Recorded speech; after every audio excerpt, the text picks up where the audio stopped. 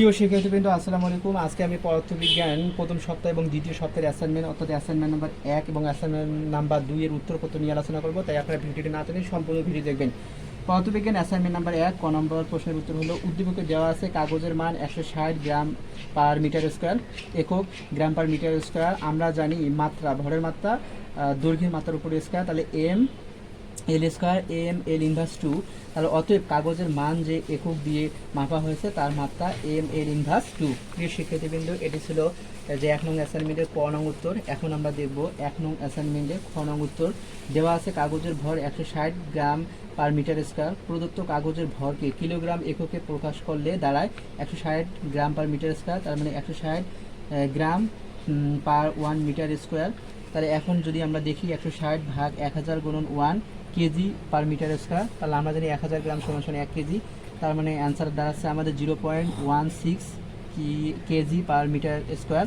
অতএব কাগজের ভরকে কিলোগ্রাম এককে প্রকাশ করলে দাঁড়ায় 0.16 কেজি পার মিটার স্কোয়ার। প্রিয় শিক্ষার্থীবৃন্দ, এটি ছিল 1 নং অ্যাসাইনমেন্টের খ নং উত্তর। এখন আমরা দেখব 1 নং অ্যাসাইনমেন্টের গ নং উত্তর। দেওয়া আছে কাগজের দৈর্ঘ্য 75 সেন্টিমিটার, তার মানে 0.75 মিটার। তাহলে কাগজের প্রস্থ 65 সেন্টিমিটার, তার মানে 0.65 মিটার।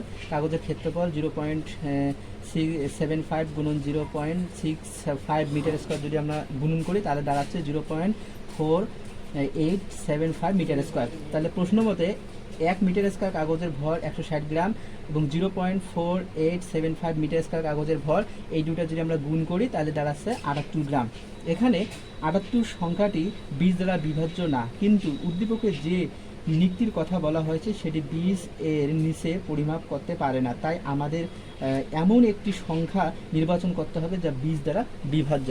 প্রিয় শিক্ষার্থীবৃন্দ, তাহলে আমরা দেখি যে এখন 78 সংখ্যাটির এমন একটি সংখ্যা বা গুণিতক নির্ণয় করি যা 20 দ্বারা বিভাজ্য। তার মানে 78কে আমরা 1 দ্বারা গুণ করছি, 78 20 দ্বারা বিভাজ্য নয়। 78কে যখন 2 দ্বারা গুণ করছি 156 20 দ্বারা বিভাজ্য নয়। 78কে 3 দ্বারা গুণ করছি, 4 দ্বারা গুণ করছি, 5 দ্বারা, 6 দ্বারা, 7 দ্বারা, 8 দ্বারা, 9 দ্বারা গুণ করছি। যখন 10 দ্বারা 78কে গুণ করছি তখন এই সংখ্যাটি কী হয়েছে 20 দ্বারা বিভাজ্য হচ্ছে। যখন 78কে 10 দ্বারা গুণ করছি তাহলে 780 হচ্ছে, সেই সংখ্যাটি 20 দ্বারা বিভাজ্য। আপনারা এগুলো যখন লিখবেন একটা স্ক্রিনশট দিয়ে লিখে নেবেন। এখানে 780 সংখ্যাটি 20 দ্বারা বিভাজ্য, অতএব ন্যূনতম 10টি কাগজ কিনতে হবে যার ভর 780 গ্রাম। প্রিয় শিক্ষার্থীবৃন্দ, এটি ছিল 1 নং যে অ্যাসাইনমেন্টে ছিল তার গয়ের উত্তর। এখন আমরা দেখব 1 নং অ্যাসাইনমেন্টের ঘয়ের উত্তর। গ হতে প্রাপ্ত কাগজের সংখ্যা 10টি, কাগজের নির্ণীত ভর তাহলে 78 গুণন 10 গ্রাম, তাহলে 780 গ্রাম। কাগজের নির্ণীত দৈর্ঘ্য 75 গুণন 10 সেন্টিমিটার, তাহলে 750 সেন্টিমিটার। কাগজের নির্ণীত প্রস্থ তাহলে 65 গুণন 10 সেন্টিমিটার, তাহলে 650 সেন্টিমিটার। তাহলে ভরের শতকরা ত্রুটি চূড়ান্ত ত্রুটি পরিমাপ মান গুণন 100%, তাহলে 10 ভাগ 780 গুণন 100%, তারপর 1.28%। ভরের নির্ভুলতা 100 বিয়োগ 1.28%, তার মানে 78.72%। প্রিয় শিক্ষার্থীবৃন্দ, এখন যদি আমরা দেখি দৈর্ঘ্যের শতকরা ত্রুটি চূড়ান্ত ত্রুটি বা পরিমাপ মান গুণন 100, তাহলে 1 ভাগ 750 গুণন 100, তার মানে 0.13%। দৈর্ঘ্যের নির্ভুলতা 100 থেকে যদি আমরা 0.13 বিয়োগ দিই তাহলে 99.87%। এবার প্রস্থের শতকরা ত্রুটি চূড়ান্ত ত্রুটি ভাগ পরিমাপ মান 100, তাহলে 1 ভাগ 750 গুণন 100%, তাহলে 0.15%। তাহলে প্রস্থের নির্ভুলতা 100 থেকে 0.15 যদি আমরা বিয়োগ দিই তাহলে 99.85%। যেহেতু আমি দোকান থেকে 10টি কাগজ যে কিনেছি তাই 10টি কাগজের ভর দৈর্ঘ্য প্রস্থের নির্ণীত মানের নির্ভুলতা যাচাই করলাম। প্রিয় শিক্ষার্থীবৃন্দ, এখন আমরা পদার্থবিজ্ঞান 2 নং অ্যাসাইনমেন্ট দেখব। 2 নং অ্যাসাইনমেন্টের কয়ের উত্তর। এখানে সজল 8:58 রওনা দিয়ে 9টায় পরীক্ষা হলে ঢুকতে পারে, অর্থাৎ সময় t = 2 মিনিট, তাহলে 2 গুণন 60 সেকেন্ড, তার মানে 120 সেকেন্ড।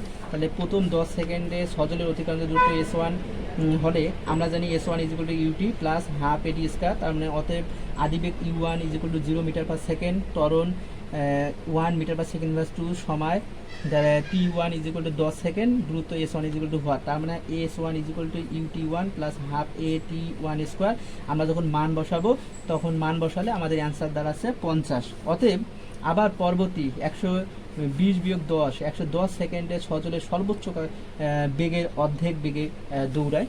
এখন আমরা দেখব যে বাকি সময়ে অর্থাৎ 110 সেকেন্ডে অতিক্রান্ত দূরত্ব s2, ওই একইভাবে S2 equal to V2 T2, তাহলে 5 গুণন 110 তার মানে 550 মিটার।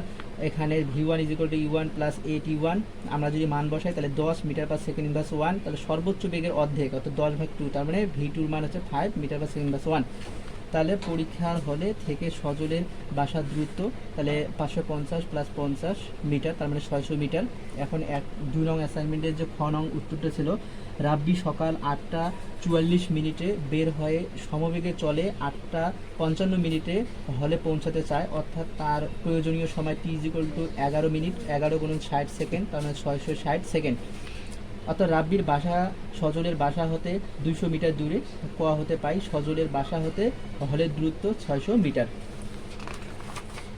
যে রাব্বির বাসা হতে হলের দূরত্ব 600 প্লাস 200 সমান 800 মিটার। আমরা জানি সমবেগের ক্ষেত্রে S ইজিকুয়াল টু VT, তার মানে V ইজিকুয়াল টু S/T, তার মানে হচ্ছে 800/600, অর্থাৎ ভির মানটা দাঁড়াচ্ছে 1.21 মিটার পার সেকেন্ড প্লাস 1। এখানে আমরা দেখেছিলাম দূরত্ব S ইজিকুয়াল টু 800, সময় T ইজিকুয়াল টু 660 সেকেন্ড, অর্থাৎ রাব্বি 1.21 মিটার পার সেকেন্ড প্লাস 1 সমবেগে যাবে।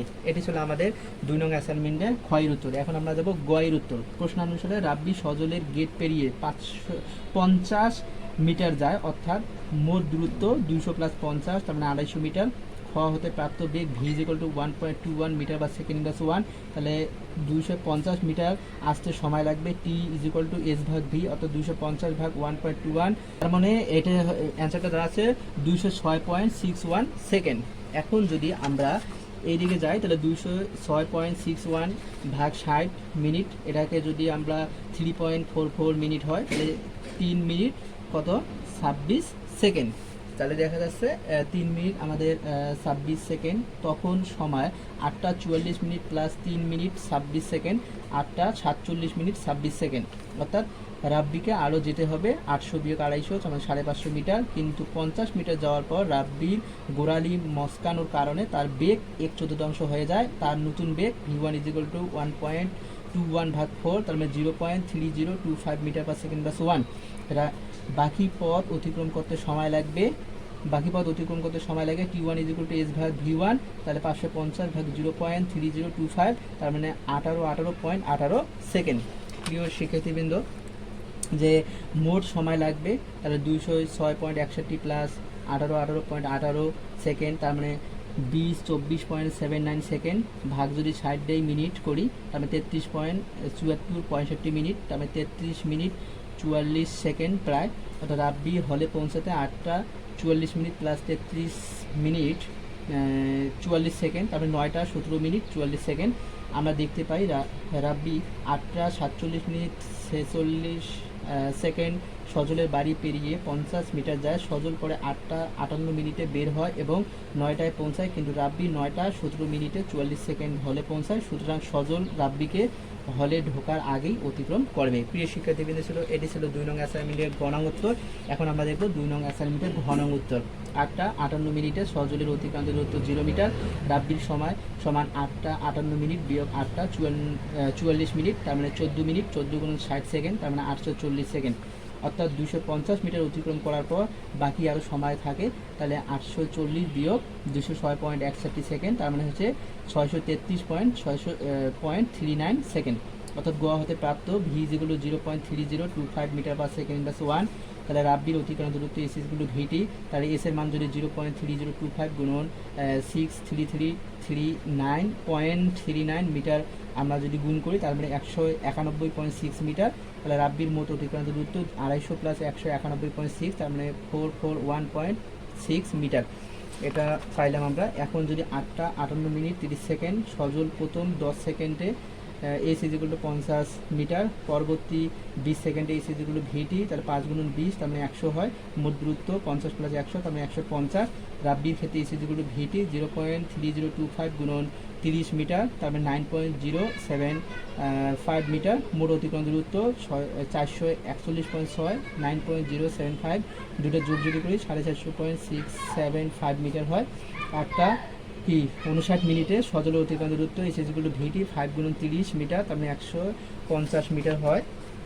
মোট অতিক্রান্ত দূরত্ব 150 প্লাস 150 300 মিটার। রাব্বির ক্ষেত্রে অতিক্রান্ত দূরত্ব S ইকুয়াল টু VT, তার মানে 0.3025 গুণন যদি আমরা 30 দেই তার মানে 9.075 মিটার। মোট অতিক্রান্ত দূরত্ব 450.675 প্লাস 9.075 যদি দেই তার মানে 459.75 মিটার হয়। 8:59 মিনিট 30 সেকেন্ডে সজলের মোট অতিক্রান্ত দূরত্ব 300 প্লাস 150 450, আর রাব্বির অতিক্রান্ত দূরত্ব 459.75 প্লাস 9.075 যদি করি 468.825 মিটার হয়। এখন যদি আমরা এটি যদি গ্রাফ কাগজে যদি অঙ্কন করি তাহলে এইরকম একটি আমরা চিত্র পাবো। আর যদি আপনারা খাতায় অঙ্কন করেন তাহলে নিম্নে রাব্বি এবং সজলের অবস্থান এবং সময় লেখ চিত্রের মাধ্যমে দেওয়া হলো। এই যে আপনারা লেখ চিত্রটি দেখতেছেন, এটি যখন আপনারা লিখবেন একটি স্ক্রিনশট দিয়ে লিখবেন। প্রিয় শিক্ষার্থীবৃন্দ, এটি ছিল পদার্থবিজ্ঞানের 1 নং এবং 2 নং অ্যাসাইনমেন্টের উত্তর। এবং আমার এই ভিডিওটি যদি আপনাদের ভালো লাগে তাহলে অবশ্যই আমার ইউটিউব চ্যানেল সাবস্ক্রাইব করবেন এবং পাশে থাকা বেল বাটনটি ক্লিক করবেন সবার আগে নিত্য নতুন আপডেট পেতে।